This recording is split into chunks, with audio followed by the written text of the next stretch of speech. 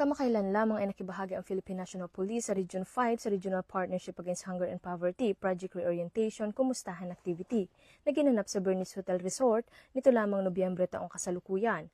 Pinangunahan ng Department of Agrarian Reform Regional Office 5 kasama ang PNP Bicol na palakasin ang pakikipagtulungan at mga inisyatiba na naglalayong mabawasan ang kahirapan at gutom sa rehiyon.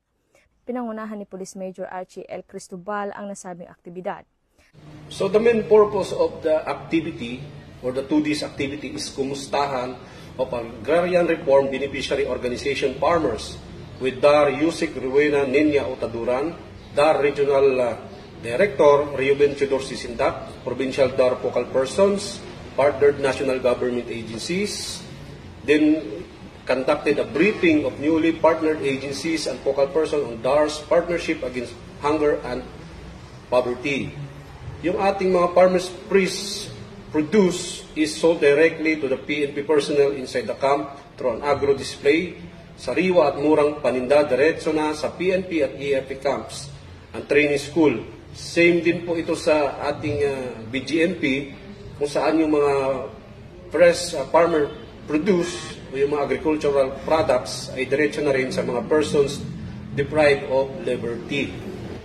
One of the topics discussed is that the plans of having the farm products of our revitalized police and barangay people's organizations will be included in Arbos or Agro Expo.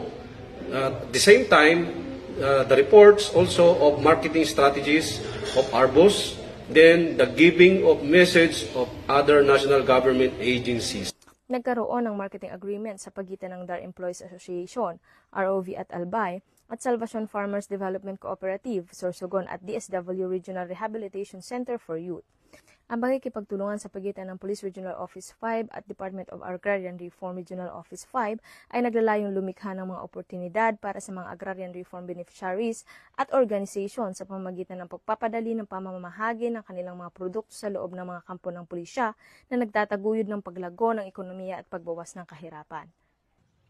Mula dito sa Legazpi City, Albay, ako ang inyong PNN correspondent, Patrolwoman Pedje Patanaw, alagad ng batas, tagataguyod ng Balitang Pulis.